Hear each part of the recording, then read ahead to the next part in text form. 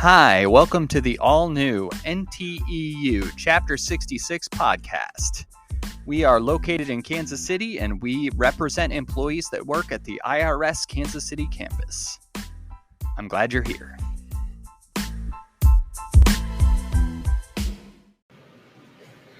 Hello, this is the all-new NTEU Chapter 66 podcast. I am Daniel Sharpenberg. I am the first vice president, and joining me is Shannon Ellis, the chapter president. And Shannon, thank you for being here.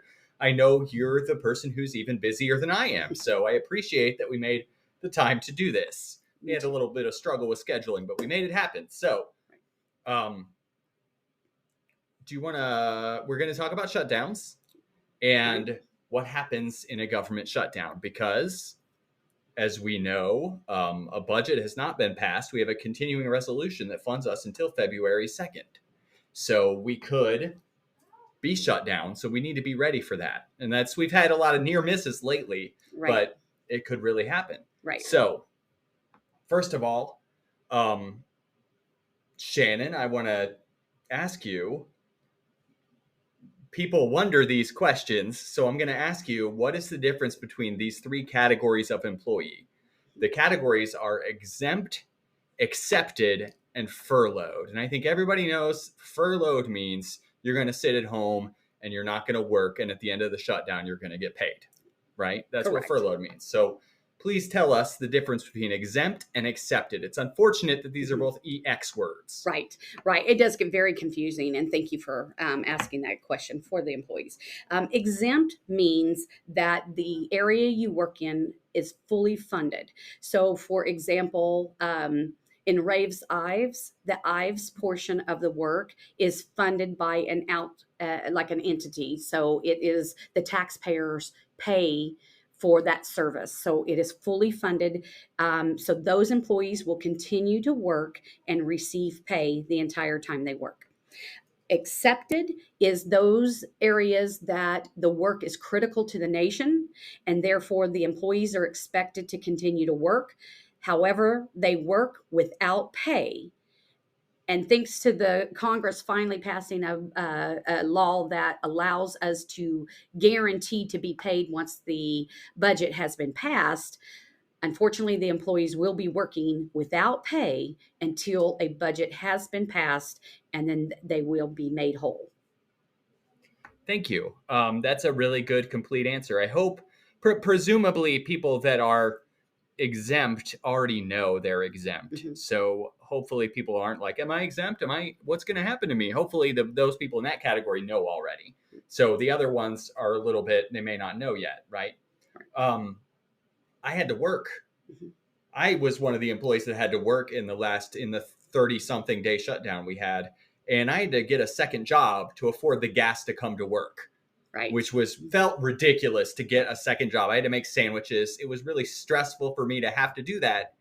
But I couldn't pay for gas to get here without getting another job, because over 30 days is a long time. And a lot of federal employees live paycheck to paycheck, just like over 60% of Americans do. So it's a stressful time for a lot of people. So what I want to ask you is, what should someone do if they're told they have to come to work every single day and they feel like they cannot possibly do that? What should that person do? Great question.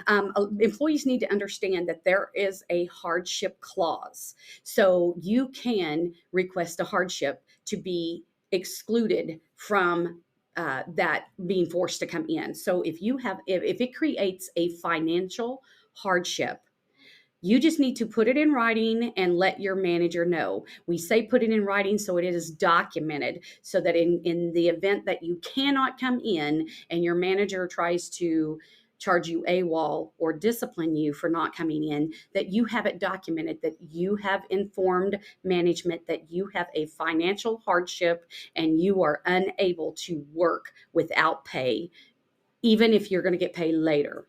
That is a great and very important information that these employees need to understand. So a extreme financial hardship is what you're going to report to your manager. And strikes me as probably one of those things that employees need want to know this, but their Mhm. managers may not necessarily tell them. I don't imagine a lot of managers are calling their employees and saying, hey, you have to come to work at your regular Mhm. time. Yeah. Yeah. Do you want to put in a hardship? Right? Right. They're not offering No. that, so people have to know to ask for it. Right. They don't, managers can't and won't volunteer this information because you've got to think managers are burdened with the responsibility of making sure the work continues to move. So they're not going to do anything and go out of their way to say, oh, by the way, there's a way for you not to have to come in. Also, they don't want people that are truly not experiencing hardships to use this. It's an unfortunate situation. No employee should be used as a pawn in this political game, and unfortunately, we are. So you need to be armed with information.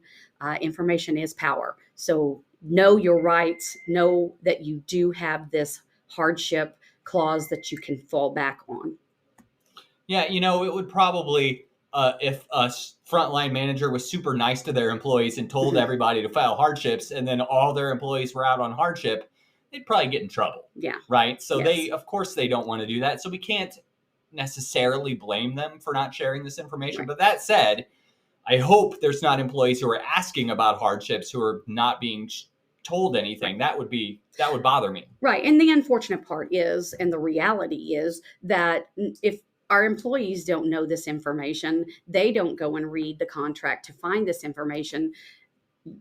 Do we really believe that all of our managers know this information? So they may not even Right, right. understand that that's an option as well. So we don't want to put that it's just a gotcha or a forcing you to come to work. A lot of them just haven't read the contract and they don't know. Yeah, I prefer to have some grace for people, so I usually tend to err on the side of assuming they don't know, they're Right, not aware, or they forgot, rather than thinking they're malicious. right, right. Um, I agree with that. so, what happens in a shutdown um, if somebody's on a detail and getting higher pay? Is their detail pay going to continue if they're one of the people that's totally furloughed? If they're furloughed during that detail, they should remain on that detail. But most employees, if you are on details, they're supposed to end. That those details are supposed to end, and you're supposed to, if your home base job is critical, that's where you go to. One of the things I do want to make clear, and I apologize if you're going to get to this, but I want to make it clear that NTU is not always considered essential. So therefore, our stewards are typically forced to go back to work in their areas, depending on whether they're exempt, accepted, or furloughed. So employees need to understand that the information we're getting out to them is through Facebook, because we are not necessarily able to, well, we cannot use our computers. We can't use agency equipment. So if we are furloughed, we can't touch the agency information, the agency's equipment. So the only thing that we have to get out to you, because we're not on campus, is going to be your emails, your personal emails, not your work emails. So it is critical that before February 2nd that our employees make sure that they update the information and get us their personal emails so that we can make sure we're communicating with them. It's part of the reason you see me and Daniel and other stewards going out on the news to try to get information to our employees on what we're experiencing, but not only what employees are experiencing in this furlough, the government shutdown. We want you to get a message about hardships, whether or not we're doing rallies. So please, it makes it so much easier. Give us your personal email addresses so that we can get this information to you. What would you say is the best way for an employee to give us their personal email address?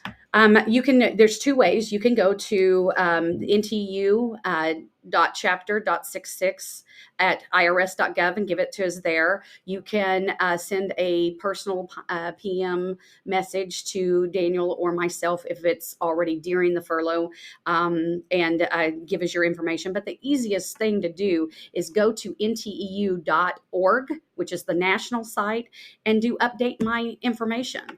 So those are some of the simplest ways, but we really recommend that you get those into us prior to that February 2nd, because the Speaker of the House has said they're not going to do another continuing resolution. So they'll either get this worked out or they won't.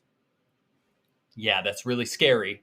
So if I I would just err on the side of caution, and I would do both. So I would update it on ntu.org, and I would send an email to Shannon and Daniel to make sure we have it. National's going to send out great stuff, and we're going to send out great stuff too. So it's really important. Right. I think when we go to the media, as of course, if there's a shutdown, we will do so again. An aspect of that is not only making sure we're getting national attention, but also we need Washington to see us as people, because they don't. They see us as numbers. Right. If they saw us as people, shutdowns would not happen. It would be unthinkable to them. Right. So getting out there. Well, and the problem that we have now, because it used to be we didn't even know if we were going to get paid. So if there was a shutdown, our employees were told to work without pay, and then it had to go to Congress again to be voted on whether they were going to back pay us for all of that. Now that the bill has been passed to pay us, now Congress is even feeling more confident and less concerned about us, because they say, oh, you're going to get paid. They don't take into consideration that we're still having to pay child care. When these employees are coming to work, they're still having to pay the child care because they can't do that. We still are responsible for paying our home loans, our mortgages, our rents, our car payments, our insurance, making a difference on whether we have the money to put food on our table or medicine that we may critically need. All of these things are not taken into consideration that require money on a weekly basis. So Congress has this illusion that we're not harmed, and that's exactly how they word it, is we're not harmed because we are going to eventually get paid. Well, that's nice to say when you live on an annual 6-figure salary, I mean, that makes it, but as you had stated, most of us live paycheck to paycheck. We can't afford to not go every 2 weeks to the grocery store and buy groceries, and every month to make that house payment or that car payment or that insurance payment. It's not right. It's not fair. And it's got to stop. It has got to stop. Yeah. And I would say, if we do experience a shutdown, call your phone company, call your landlord, call your mortgage company, call your car payment, call all those people and see if they give you a pass till the shutdown's over. I got a pass on all my bills except gas and food. Last time we had a shutdown. So those were the things that were problems for me, because I couldn't get a pass on those, of course. So we do also help print out some letters. We were trying to put that together. So we will have on our Facebook page, we are trying to have links to those letters to send to your creditors. But the unfortunate part is, try to stay away from the loans, because you're just going to pay interest on that. Try contacting your companies first, to try to postpone those payments. A lot of them did work with us, but it's still, it's very difficult. It's very tight. We're in this together. Keep in contact with us. Let us know how we can help. And like I said, bring us your information, because what helped last time was last time was our media contacts. We were out there on the news letting every taxpayer know how it impacts them by IRS not working and the employees not getting paid. So hang in there. February 2nd is going to be here before we know it. And, I hope that we are not in a shutdown, but right now it just doesn't look good. Okay. One more question, and then I'm going to let you go, because I know you got to go to a meeting, Shannon. Do we get a pause on timeframes if there's a shutdown? Sometimes. Typically, we can reach out and ask for. It's supposed to be for every day of a shutdown, you get that same day to add to your timeframes. And what you're referring to, if I'm understanding correctly, is timeframes to file grievances and that type of thing. So for every day the building is shut down, we are supposed to get that day added to your timeframe. Okay. So if it's shut down for 15 days, then you now have 30 days. But we do like to try to reach out to labor relations and management to make sure that they are honoring that. Okay.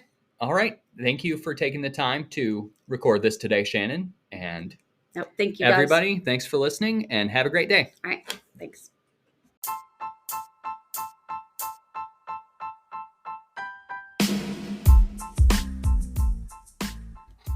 Thank you so much for listening.